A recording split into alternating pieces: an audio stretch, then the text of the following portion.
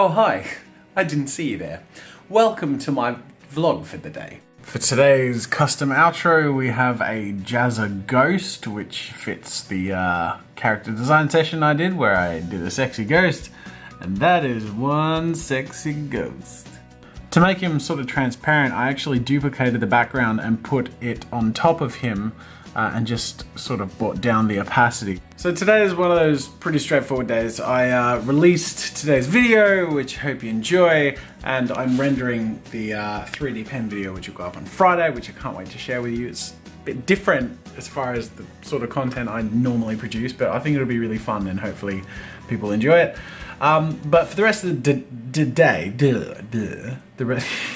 But for the rest of the day, I'm working on my Skillshare course. So it's kind of like preparing a lesson plan. Normally when I make a video for my YouTube channel, particularly tutorials, I come up with like a dot point form lesson plan. And this is like that because there's gonna be like 10 to 12 10-minute videos.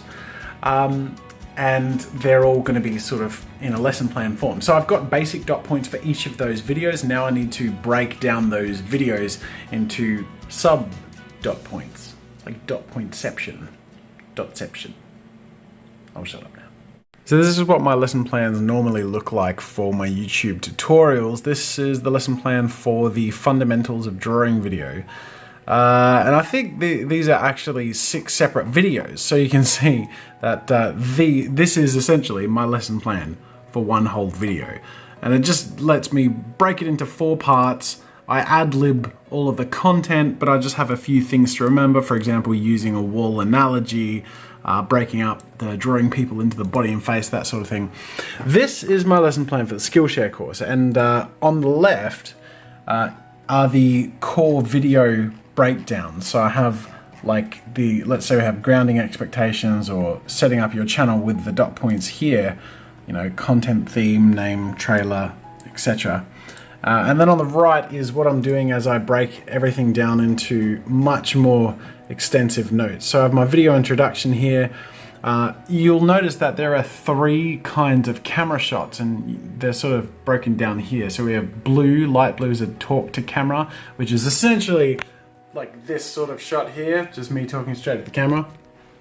Then we have a PIP talk frame, which is essentially going to be a frame something like this, where there'll be a picture inside the play button logo and I'll be talking. So I'll basically turn from the 2 shots, and anytime I need to show little imagery, but it doesn't need to be, you know, taking up the whole frame, I'll use this shot.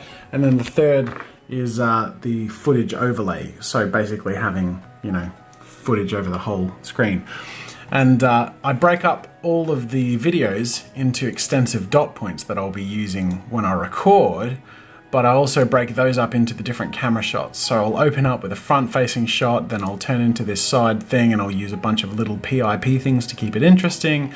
And I'll sort of interweave between them to keep it sort of interesting throughout. So for example here, this is the breakdown of the setup your channel section. And again, these are really simple dot points, much like this. Like there'll be a lot more detail in the video, but I tend to like ad-libbing. But that's the breakdown compared to the initial dot points. And so here I'll break this down into the different color things. So I'll start off, I think, talking to camera, and then here is going to be a lot of overlay stuff where I'll be, you know, using footage and things like that. And then at the very end, I'll be talking to the camera again. In fact, I actually think this first one was going to be a PIP. Yeah, that's right, because I'll show different pictures with these different things and URLs and blah, blah, blah. So yeah, I'll break that down, and I'm basically doing this for all of the part of the course, and this is going to take me a number of hours to do. It's really nice to be working on some pretty in-depth stuff like this. I really like diving into the, I suppose you could say businessy, but sort of structural aspects of YouTube and what I do for a living, which is really fun. I'm gonna do the question of the day now, and I'll just keep ebbing away at this in the background. Koala Bear Workshop says, "Hi Jazza, I've started doing audio story on YouTube and just wondered what's a good way to get my videos out there. I've got a couple of impressive projects in the works and want more people to enjoy my work. Just wondering if you have any suggestions." Now, if you don't have a huge following yet and you're looking to get your content to reach out there a bit. Relying on luck or people happening to find your content isn't very reliable. And if you're making audio stories in particular, like, you know, audio adventures or audio books in YouTube form, sort of like a podcast, I think the best way to get your stuff seen is either be really topical and targeted, so thematic, you know, the election or whatever, and in the case of adventure stories or whatever, that's less likely to be possible. In that case, if you have more of an art piece or a self-told thing that isn't relying on anyone else's searches or anything like that, I would honestly encourage going to different communities. I would try and find forums where people are interested in fantasy novels, comment on your favorite novels and share your work in the process and say, hey, if anyone's interested, feel free to check this out. Try not be overbearing, but I really would encourage you to be involved in as many vibrant communities centered around themes similar to what you're producing, and then that allows you to organically bring in what you produce. But keep in mind that you're talking to people, you're not a billboard, so share it from time to time, make friends, and try and get it to spread organically.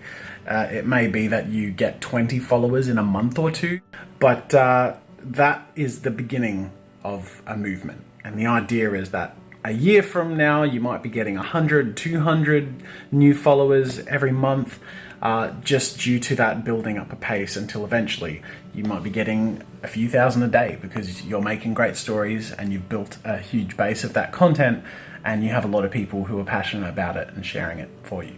So I hope that helped. I know it was a long-winded answer, but it's a bit of a tricky question to ask. So anyway, that'll do for today. I'm gonna keep plugging away at this and try and make progress on the course, where I'll be talking about that sort of stuff, you know, YouTube, how to make a living out of YouTube. So hopefully you guys will find that interesting when that comes out.